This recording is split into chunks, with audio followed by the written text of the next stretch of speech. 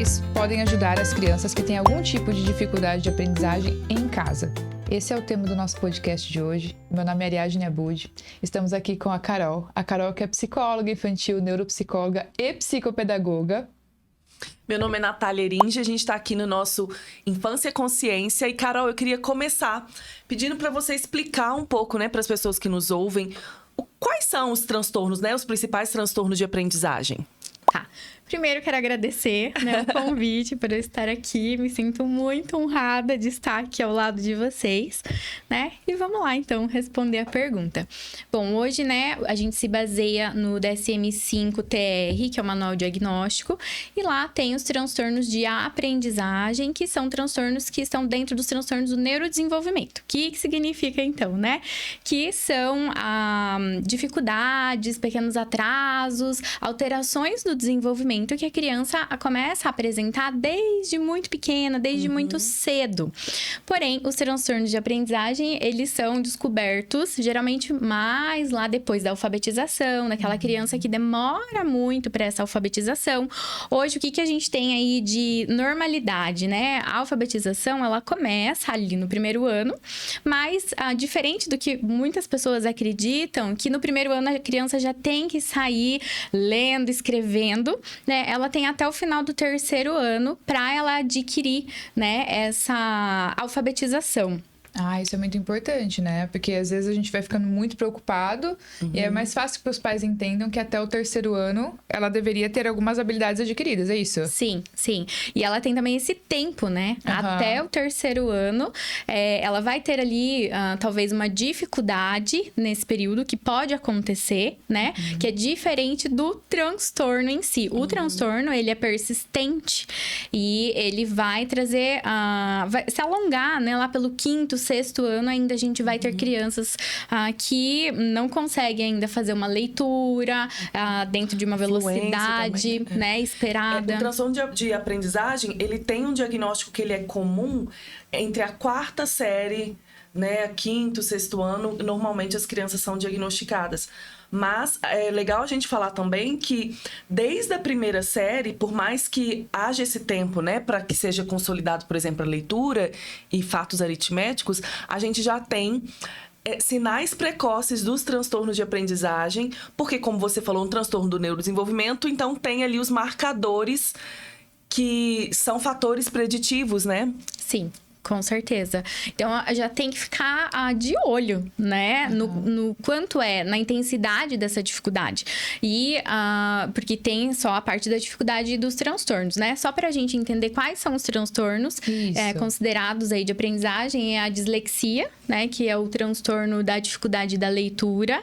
A descalculia, que tem a ver com as habilidades matemáticas. A desortografia e a disgrafia, que tem a ver um pouco mais ali com a motricidade fina, né? A dificuldade daquela letra mais legível, ou dos erros ortográficos que a criança, né? Ela adquire até, por exemplo, na desortografia a gente vê muito isso, assim, ela adquire a consciência da leitura, mas na hora da escrita, né? Ali existem erros muitos exagerados mesmo, né? Aquela escrita bem Eu acho que a Carol falou uma coisa muito importante também, porque assim, todo mundo brinca com essas coisas, né? Eu tenho descalculia, porque sou péssima em matemática, não sei o quê. Mas pra gente considerar uma dificuldade mesmo, ou até um transtorno, a gente precisaria ver a frequência e a intensidade, né, Carol? Isso.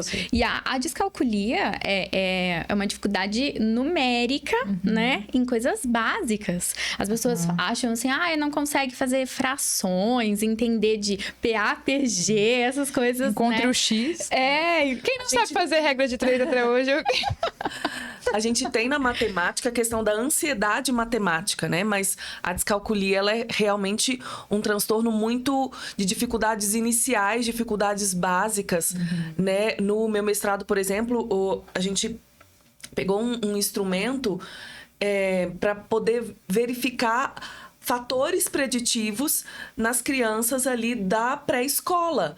Então, as dificuldades que estão presentes ali numa criança de 5, 6 anos, são fatores que já sinalizam que ela pode vir a ter, né, um transtorno da matemática, né, da descalculia, por exemplo, e de questões básicas, né? Porque às vezes a gente esquece que, assim como todo o desenvolvimento, tem fatores ali que são inatos, como, por exemplo, o senso numérico, né? Então, a gente tem ali animais que conseguem fazer uma comparação de magnitude. E quanto mais, assim, um bebê também, a gente tem pesquisas mostrando da mesma forma a consciência fonológica, né? E todo esse processo de dificuldade de aprendizagem. Sim, quando a gente fala o básico, a gente tá falando aí de noções de maior, menor, né? De tempo, de horário, né? Noções numéricas básicas mesmo. De perceber o número, né? Porque é diferente, né? O mundo tem número o tempo todo. Sim. Tem quantidade, né? Tem magnitude numérica o tempo todo. E claro que a aprendizagem formal vai ter ali seu impacto, mas algumas coisas a gente percebe. Não sei, nesse semestre passado, eu estava, por exemplo, fazendo uma avaliação de um paciente que a hipótese era TDAH, e aí a gente foi subir alguns degraus, assim, para um brinquedo, e aí eu fui já pensando nas questões numéricas, ele não conseguia contar até 4. Não estava automatizada essa contagem básica. Acendi, né? Ele tinha 4 anos, acendi aquela luz vermelha, porque o aprendizado, mesmo que ele não seja formal, ele tá ali no nosso contexto o tempo todo, né? Exato. Sim, sim. Ô, Carol, e assim, aí os pais começaram a perceber alguma dificuldade, por exemplo, né? A criança não era para ter esse tipo de dificuldade, já era para ter atingido ali alguns aprendizados. E o que os pais podem fazer? Porque esse foi um tema pedido pra gente aqui, né? De verdade, em consultório, quando a gente... Até uma criança para avaliação neuropsicológica, quando vem com a suspeita de algum transtorno de aprendizagem, ou a gente está fazendo atendimento ali na psicopedagogia, uma coisa que acontece com muita frequência com os pacientes, né, que tem essa dificuldade, e até uma condição preditora é a parte da linguagem. Falta muito vocabulário nas crianças e eu tenho me assustado. Esse ano passado, né, de 2023, eu me assustei muito com a avaliação de um teste. A gente tem um teste que é a partir de 3 anos, que se chama nomeação, teste de nomeação. São 60 figuras básicas ali que a gente precisa... São do dia a dia. Do dia a dia, simples. para a idade da criança. Animais, instrumentos musicais, alguns tipos de fruta. As crianças estão com um vocabulário muito escasso. Dificuldade de identificar ali de nomear, né? Troca, na verdade, ali, né? Então, por exemplo, frutas que não são... Às vezes até são do dia a dia delas, né? Ou que não são. Por exemplo, um caju. Tem um caju com uma castanha ali. Nem todas as crianças vão no mercado, compram, os pais, né? Sim. Pelo menos aqui, né? Não é uma fruta que a gente coma tanto, Aqui, né? Aqui, né? Pelo menos no estado de São Paulo, não. E aí, eu vejo o quanto as crianças têm dificuldade de reconhecer e chutam qualquer outra. É um pimentão, é uma pera, né? Então, eles trocam muito isso. E são coisas básicas e que são fundamentais, né? Como eu comentei, elas são pré-editoras, habilidades que elas vêm antes ali para a criança poder adquirir, né? Que o ambiente tem muita influência nisso, né? Os pais mostrando, nomeando para a criança, né? Às vezes fazendo uma leitura também. Sim. Eu acho hoje, assim, o que falta nas crianças e que eu tenho me preocupado, principalmente por essa era mais digital e muita tela, né? Que a gente já sabe que causa certos atrasos ali e tá deixando esse vocabulário muito escasso dessas crianças.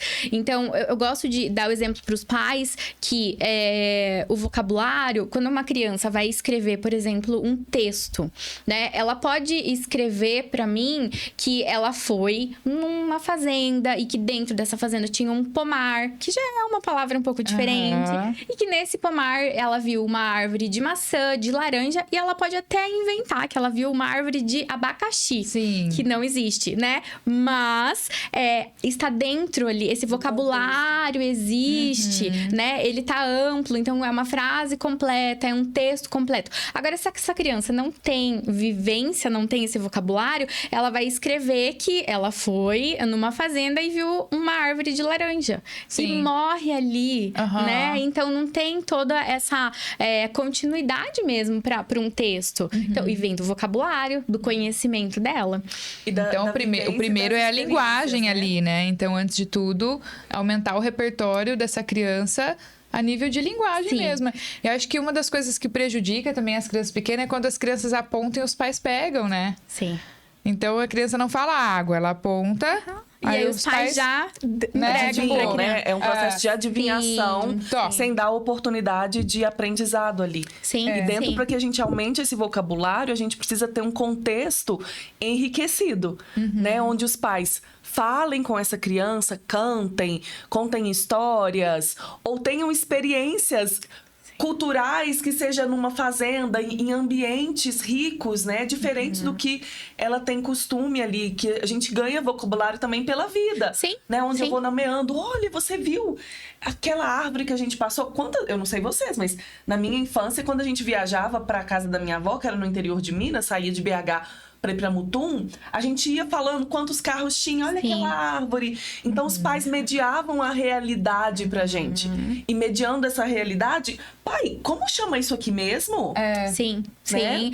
Sempre tinha esses jogos, né? Também quando eu viajava com os meus pais. Eu falo que hoje, muito assim, da minha formação, eu tenho que agradecer a minha mãe, porque ela é tagarela, ela é falante. Então eu vejo que ela me preparou muito pra isso, né? E a gente vai lendo e vai sacando e vai sabendo as coisas, vai ligando com mais facilidade por ter esse vocabulário.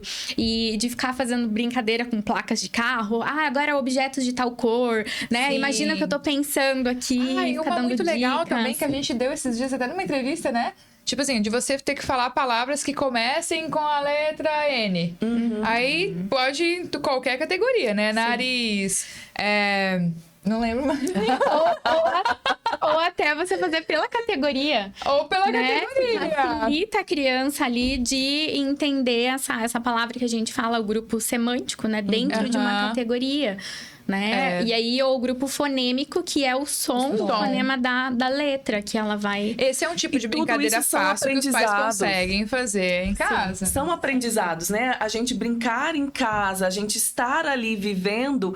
E é isso que é um dos grandes impactos da tela. Porque a gente tem um menor acesso à realidade, ou menor estimulação, ou só uma estimulação de uma das áreas, porque eu perco isso, eu perco de estar mediando a briga, porque não existe a briga, né? Porque tá cada um ali no seu celular, e não só a criança, a gente mesmo. Então eu falo assim, que a gente perde oportunidade de criar repertório, até mesmo de como lidar com essa criança, do que fazer. E com isso, ela tá perdendo oportunidade de aprendizado. Sim. Né? De ser estimulada, de ter um ambiente ali enriquecido. E a gente vê isso na aprendizagem, esse impacto, né? Sim. Aí algumas pessoas falam, ai, mas eu não tenho, né, condições financeiras de fazer uma viagem de carro, Mas, gente, eu acho que, assim, a resposta é autonomia de vida. A forma de ajudar o filho que tem dificuldade de aprendizagem é dando autonomia de vida para acrescentar essas vivências, Sim. né? E essa autonomia de vida, ela vem ali em abrir um suco, em colocar o suco, né, no total. copo, ela poder arrumar a própria cama ou até escolher a própria roupa, ela amarrar o cadarço. Eu fico, assim, muito preocupada. Porque hoje a gente pega crianças no consultório de 10 anos que não sabem amarrar o cadarço ainda, né? E aí os pais depois vêm falar que... Ai, a letra dessa criança é um garrancho. Olha que horrível, eu não consigo identificar. Mas não teve experiência nenhuma motora, né? a não motora sabe fina cortar ali, né? uma pizza, Aham. cortar uma carne. Não tem essa firmeza. Porque às vezes não brincaram de massinha na terra, né? Ou ali não fizeram ações motoras que preparassem essa criança a picar papel. Que eu acho que a gente perde muito isso, né? Esse repertório familiar do que eu vou fazer. Quando a gente não tinha celular, a gente tinha que inventar algumas coisas pra... Para pra pensar numa coisa básica, assim, ó. Até no nosso consultório, né? A gente tem a área de recepção, que tem a parte kids ali, né? Sim. E aí, pelo menos na minha, é um monte de coisa pra pintar. sabe? Mas ainda assim as crianças ficam com o celular dos pais. Aham. Né? E aí ele não podia estar trabalhando ali coordenação motora fina, por exemplo, pintar dentro daquele espaço, né? Apontar um lápis ou, sei lá, fazer outra atividade que tenha no livro ali, até recortar, por exemplo. E elas perdem, às vezes, a oportunidade, porque tem algo que chama muito mais atenção, que é a tela, né? E a gente sabe hoje, né, Carol, que tem vários estudos que vem mostrando, talvez a gente não tenha dimensão ainda do tamanho do impacto, mas que sim, as telas estão favorecendo de alguma forma o atraso no desenvolvimento, né? Sim, porque elas limitam a entrada de informação. A via sensorial que é mais utilizada é a visual, a auditiva, que eu falo que hoje as músicas já não são mais auditivas, as músicas estão se tornando visuais, porque a criança fica vendo a galinha pintadinha, toda colorida ali, e aí tem que ver o clipe. Às vezes eu coloco, né? Eu levei uma Alexa pra dentro do consultório e às vezes eu coloco pros pequenos. Eles começam a cantar, vamos colocar então a música. Aí as crianças começam a procurar onde tá, porque elas têm que ver, elas não conseguem só ficar ouvindo, né? Então, assim, vai limitando essa vivência, esse movimento, essa entrada de informação sensorial, e aí só de limitar, né, a gente já vê que começam os atrasos.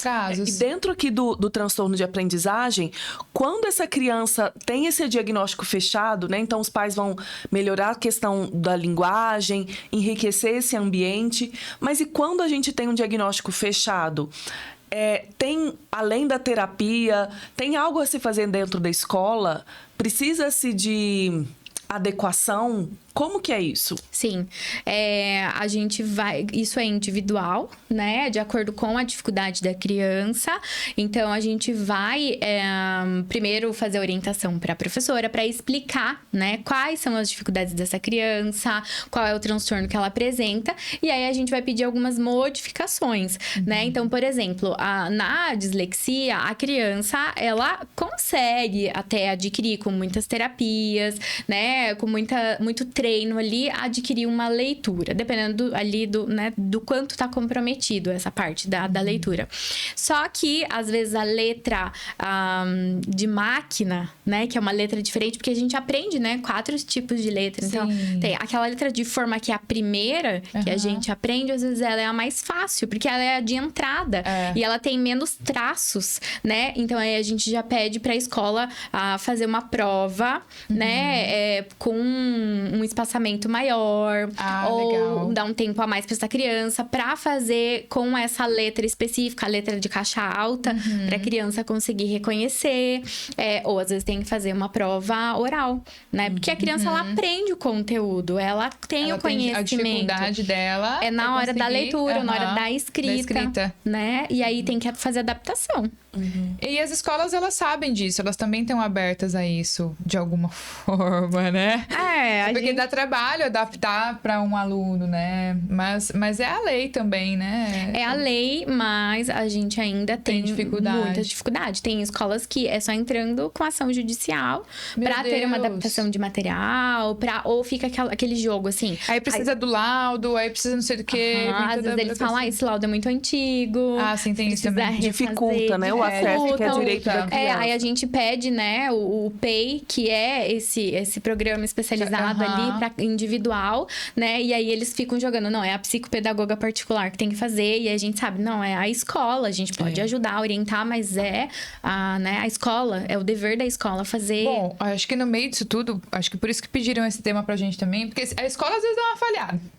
Sim. A gente já tem a dificuldade na entrada, né, de novos aprendizados por causa das telas. Eu acho que pensando no tema que é como os pais podem ajudar os filhos, eu acho que o primeiro talvez seria reduzir um tempo de tela ali.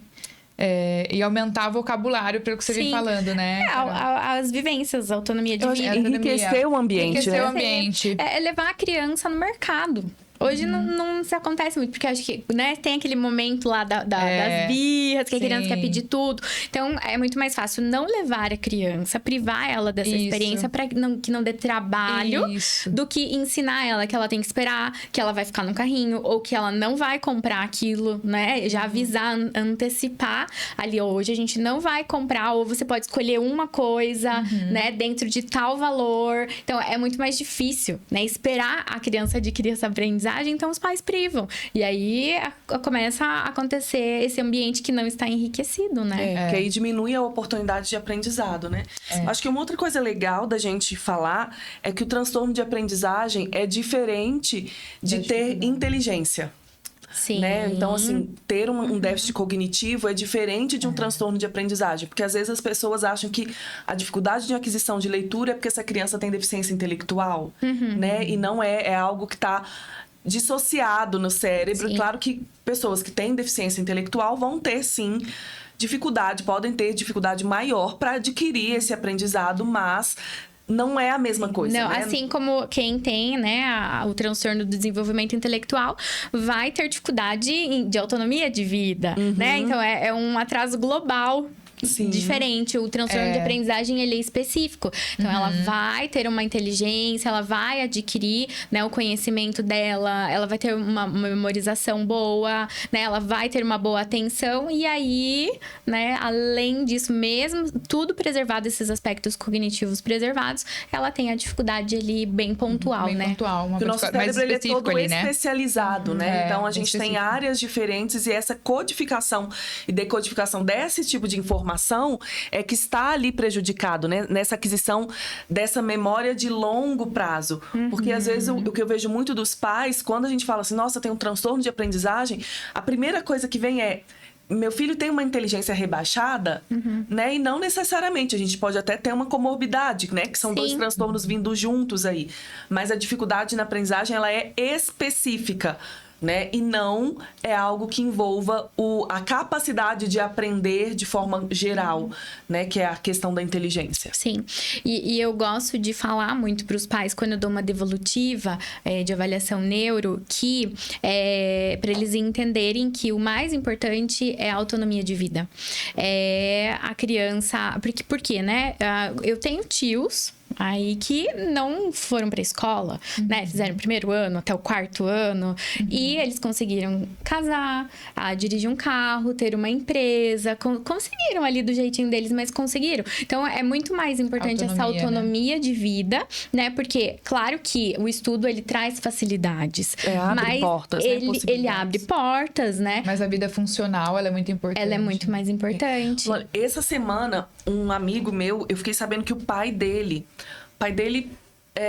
trabalhou numa grande empresa e, né, a vida toda foi até altos cargos e é uma pessoa extremamente comunicativa, mas por oportunidade de vida ele estudou até a 4ª série. Eu falei, oi, eu não acredito. Como assim? Né? E é exatamente isso. Tinha inúmeras outras habilidades, mas ele foi até o estudo formal. E é claro que a gente não está divulgando aqui que deva se largar a escola de forma nenhuma. Mas é que tem outras habilidades que são também muito importantes e que por mais que às vezes essa criança com dificuldade na aprendizagem possa ficar ali numa média, né? Em alguns casos, tem muitas outras coisas para aprender. E esse processo, ter um transtorno de aprendizagem não quer dizer que não há aprendizado. Quer dizer que há dificuldade específica na leitura, há uma dificuldade específica no aprendizado da matemática. E às vezes até uma limitação, né? Mas é amplo, né? As possibilidades. Sim. Eu gosto de falar isso pros pais porque eles sempre ficam desesperados, assim, o que vai ser do meu filho, né? Eu vou ter... O que vai acontecer? Tem algum direito? A gente já procura uma aposentadoria. Então, assim, né? Eles acabam achando que é como se não tivesse futuro, né? Eu acho que assim, e quando a criança tem uma dificuldade na leitura, que são as dificuldades específicas, né? Essa criança vai precisar fazer tarefa da escola. Como que os pais podem facilitar que esse ambiente seja um ambiente que facilite, né, para essa criança que já tem uma dificuldade? Porque aí eu acho legal também falar que às vezes os pais colocam a criança para fazer, ela já tem uma dificuldade, mas a TV tá ligada lá, tem gente falando ali, né? Uma questão ambiental. Acontece muito isso, né? É raro, mas acontece muito, muito. Quando a criança vem, né, e já chega ali, eu falo, primeiro a gente tem que entender o que tá acontecendo nesse momento de lição de casa. Porque isso não vem só na psicopedagogia, acho que na psicologia clínica a gente ouve muito disso, né?